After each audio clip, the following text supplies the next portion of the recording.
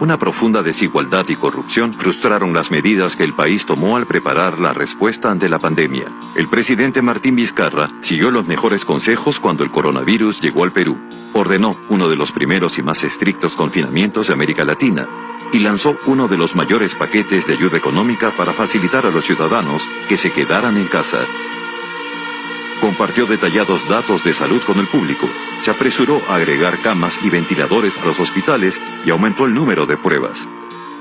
Con robustas arcas públicas y niveles récord de aprobación, el gobierno centrista de Vizcarra parecía estar bien preparado para enfrentar la pandemia. Sin embargo, en vez de ser aplaudido como modelo, el Perú se ha convertido en uno de los epicentros más críticos del coronavirus en el mundo. Sus hospitales están abrumados y la gente huye de las ciudades. La crisis ha estropeado el barniz de progreso económico del Perú y expuso la desigualdad y corrupción fuertemente arraigadas que han obstaculizado la respuesta a la pandemia. Nos pidieron todos quedarnos en casa, pero hay muchas personas que no tienen ahorros y eso ha sido imposible.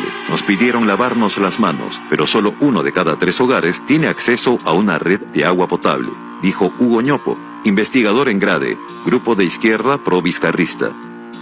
Solo la mitad de los hogares peruanos tiene refrigeradoras, agregó, lo cual obliga a muchas familias a volver a diario a los mercados abarrotados, una importante fuente de contagio. La tragedia del Perú se desarrolla en medio de una explosión más amplia del virus en América Latina, que de un remanso pasó a ser un epicentro de la pandemia en los últimos 2 meses. Cerca de 1.5 millones de personas han dado positivo en la región y los expertos dicen que el número real de infecciones es mucho mayor. Las cifras siguen aumentando de manera pronunciada y lo peor parece estar lejos de terminar. Con el invierno a punto de llegar en la parte sur de la región y la temporada de huracanes en el norte, la Organización Mundial de la Salud advirtió esta semana que las condiciones climáticas adversas podrían llevar a un aumento de las infecciones y entorpecer la respuesta a la pandemia.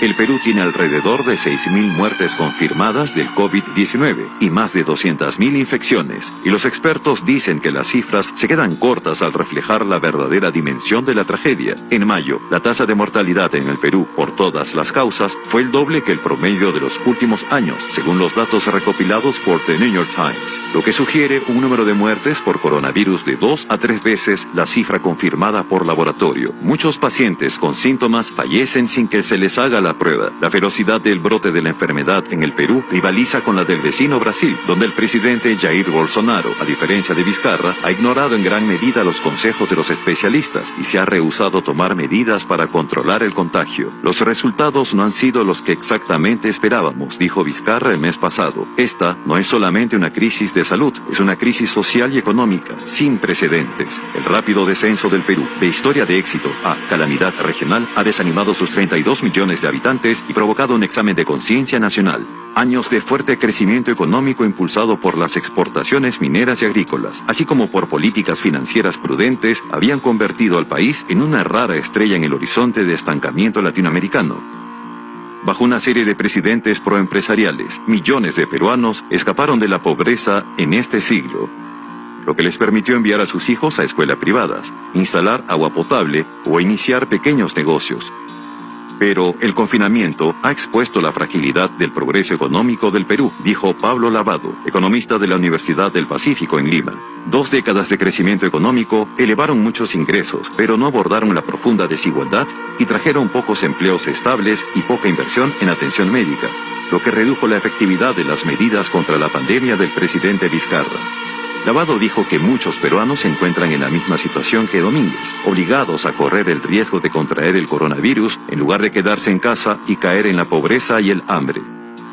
En el Perú nos congratulábamos por empezar a ser un país de clase media, dijo, pero resulta que es una clase media muy vulnerable, muy frágil. Otro obstáculo ha sido la corrupción arraigada que Vizcarra prometió enfrentar cuando asumió el cargo hace 2 años. 3 expresidentes del Perú han estado en la cárcel en relación con una investigación en curso sobre sobornos, al igual que la líder de la oposición. Otro expresidente se suicidó el año pasado para evitar ser arrestado, y otro más está encarcelado después de múltiples condenas por violaciones a los derechos humanos, malversación de fondos y abuso de poder. Los fiscales anticorrupción han abierto más de 500 investigaciones desde que comenzó el confinamiento el 16 de marzo, y a menudo investigan informes sobre funcionarios que se embolsaron dinero destinado a ayuda alimentaria o equipos de protección personal. Más de 20 casos tienen que ver con la policía o las Fuerzas Armadas. Los programas de ayuda no han llegado a muchas personas que los necesitan. Sin trabajo y temerosos del virus en las ciudades abarrotadas, decenas de miles de peruanos han regresado a sus pueblos de origen, muchos de ellos a pie. Algunas personas han empezado a mendigar de puerta en puerta.